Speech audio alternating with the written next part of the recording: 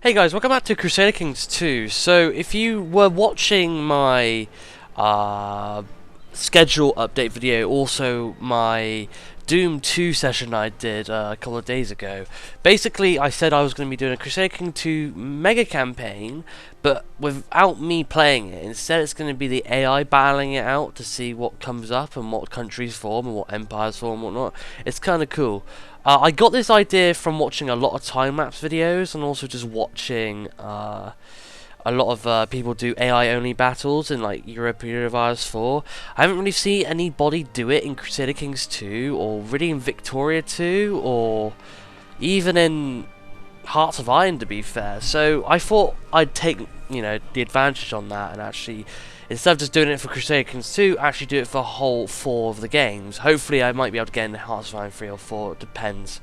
Because Hearts of Iron 3 or 4 is a bit fucking iffy when you try to convert from Victoria 2 to Hearts of Iron 3 or 4, so when it gets to that stage anyway, later on in the future, then I'll see anyway. But anyway, so, we're going to start off in 867, so the Viking Age. Reason why I'm starting up here is due to the fact that I'm not going to be going all the way through the date of the playing starting to end date of Crusader Kings 2 and Europa and also Victoria 2. What's going to happen is, anyway, so in Crusader Kings 2, I'm going to start off at 867 and then end it off in, I believe, maybe 1200, maybe 1300, maybe something like that. I might also then with Europa then carrying it on to like the 1600s maybe, and then move on a couple of hundred years into Victoria 2. But anyway, so as you can see, I have this Shattered World mod on, so every single county in the world is independent. So we haven't got any major countries yet, we haven't got any dukes, haven't got any kings, besides Rome. We haven't got any, we have religions, obviously, there you go, there's your religions. That will all change very dramatically throughout the whole entire playthrough. So anyway, so we're going to get started. Now, how I do this is that I just pick a random country, and then I play. Oh yeah, I'm going to have these on random as well. Rating is going to be... Unrestricted. Nah, let's have it historical, why not? Where is the... There we go. Yeah, have the Sunset Invasion, the Aztec Invasion at random WoW, because that's kind of cool. Anyway, so let's just get started. And so basically what I do is, obviously because I'm not going to be playing the game, I'm going to be observing the game and commentating through that. So, let's just wait, there you go. So we are Turtam, I believe. Yeah, we are. But we're not going to be doing that. So we're going to go into Observe. We're now just a normal, well, a non-player in the game, and we're going to set up to... We'll start off at 4 speed. Now, as you can actually know, is that the highest speed? No, that is the highest speed. There you go. Now, it is going to lag a little bit when I start the game off, but if I go down to 4 speed, it's a lot more easier on the frame rate. But obviously, we want to try and get through this, not this playthrough quickly. But we want to try and get through the dates quickly to see what countries will form and whatnot. It's very interesting. Now, I've done this twice already, and a lot of things have happened. The first time when it happened, when I first did this, was absolutely hilarious because the Byzantine Empire formed. Now, I explained this in my Doom 2 playthrough. The Byzantine Empire formed around here, obviously, that's where they form. And they survived in... I believe they formed in Europa, so in EU4, and then when I exported it into Victoria 2, they became communist, so it was like the theme of red or something like that, the red themes or something. I don't fucking know. It was something hilarious. I have a screenshot on my screenshot list if you have me on Steam, and it's kind of funny. So anyway, so what we got going on? So we have India with 2 provinces already. We also have Ural. That's always a common province to start off really well. You'll see that the Middle East and in the Russian area, a lot of battles will happen. Europe is very, very quiet at the start. I believe it's due to the fact that they don't have a lot of troops at the start, so you have to kind of wait until like when you're in like the year 1000. That's when you start to see a lot of the battles in Europe form. As you can see, we've already got battles in the Middle East happening.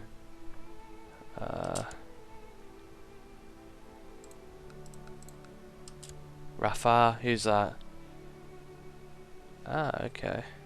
Ah, right. So Rafah just took that province. Lovely. Aturia. It's now 4 provinces big. Oh no, wait. 5 provinces big. Shit.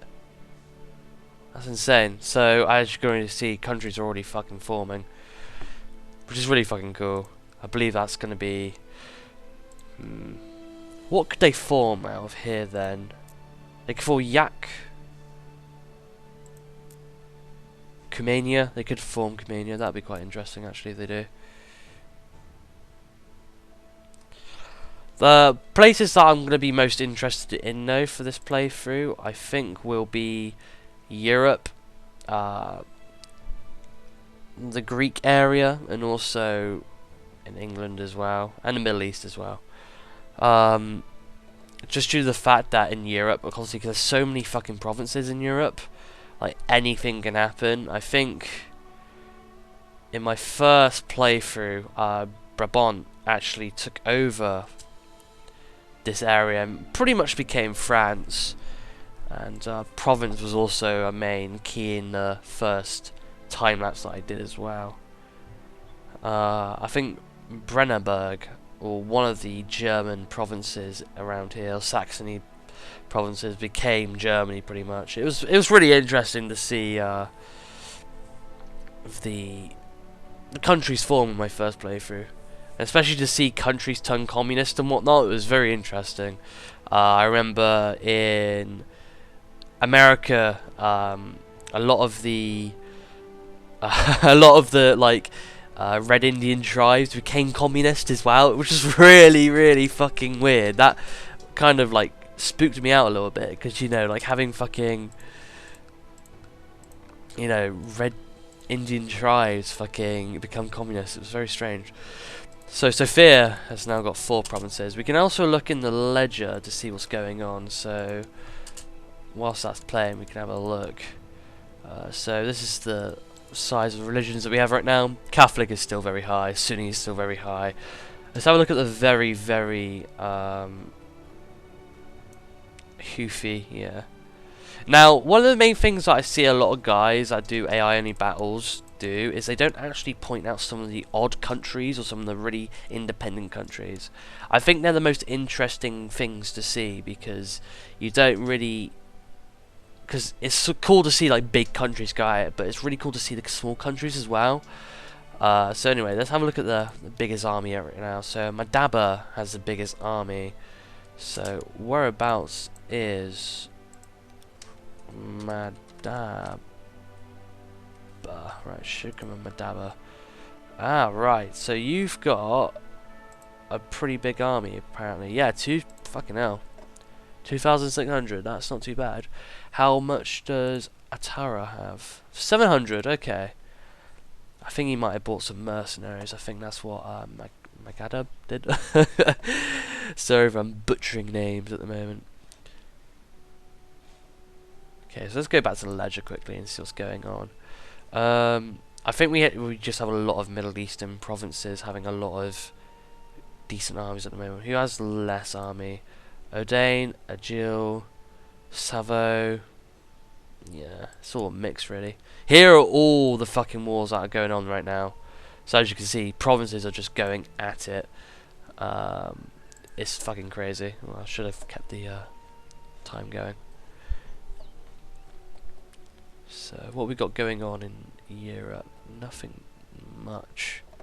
Sofia is still big. Usora. Ah, hello. Ah, Venice is there, look. Nice. You saw what's going on here then. Defending against Doge. The cruel culture for Bosnia. Right. Ah, there you go. So now Zagreb is now 2 provinces big. Now, what can also happen with the papacy is the religions can change as well, from what I remember. If I remember correctly, it was... I forgot what it was called in the first time-lapse that I did. But it was kind of like a...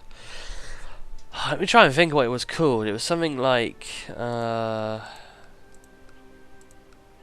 was the normal name for the Pope. But then, in my second time doing it, it was then the Faticili religion or something like that. It was really fucking strange. So, yet again, anything random can happen whilst we're doing this. Like, there is literally no same thing that can happen. You might see this, like, some of the same countries form, but sometimes you will not. Well, most all the time, you will not see the same countries always form. It's always different. That's what I love about the Paradox games. That everything is different every single time. And that's what I love about games that do that, is everything is different every single time. So it's really, really good. So let's have a look at the realm size at the moment. So Venice has got 14, apparently. I don't know if that's glitched out, because I'm pretty sure he doesn't have... I don't know if round means... oh, rounds mean actually... like how many he's got in his court. I'm not quite sure. Anyway, so let's see what's going on in the east over here. Still single. Actually, now Alte is 2 provinces big. Now Alte was a big country in my first session of doing, well, my first time lapse. Victoria 2, they took over a lot of countries and then actually got completely destroyed by Chinese provinces in the end, and Japanese provinces and whatnot. Turgay and Kazakh going at it. Lovely. Brandenburg. Still nothing from the Middle East, Europe at the moment. We'll have to see what goes on later on. We have some wars going on in Italy right now. On the foot. Occupied by George of Amalfi. Right, so Amalfi's there, isn't it? No, Neapolis. Ah, yeah, no, Amalfi's there. Okay, cool. How is Constantinople doing? Yeah, still 1 province. Dorestern is 2 provinces big. Yeah, sorry for the frame rate when I'm going on 5 speed or full speed. That's generally how it's going to be. It should get better throughout time, but like I said, the quicker we get through this, the more we'll be able to see, which is a lot of fun, to be fair. Okay, so Kazakh is 4 provinces big, whilst Atrua is 3, 4, 5, right. Bilyar is 3. What are that armies looking like right now? 1.2, 800, 1.3. So Kazakh is pretty low in numbers of his army right now. Probably went to war, maybe. Ah, Rashka. What is this? 3, 4, 5. Right, so he's 5 provinces big. Got a decent sized army. He's won over his immense size. What's he like? He's a master schemer. He's a elusive shadow. He's envious. He's shy. He's craven. He's ill as well, so that could really cause him problems. If he's ill and he dies, his children could probably split up the province here, or his country. And Bosnia, lovely. Venice is now 2, well, 3 now actually, saying that. Maybe? Republic of Venice. Yeah, Republic of Venice, right, okay. Still nothing yet from Europe as of yet. Southern Europe though, a lot of shit is going on. Lombardy was quite a big country to form in my second time playing, well, observing anyway. Lombardy took most of northern Italy, and was a huge thing in EU4 as well. Timur-Tarakan? Wait, Timur-Tarakan. Okay, that's how you say it. Right, okay, cool. Right. So, 3 provinces big, lovely. What's going on in the Middle East right now? Medina is always a country that always is big. They always start off very well at the start. Be right back.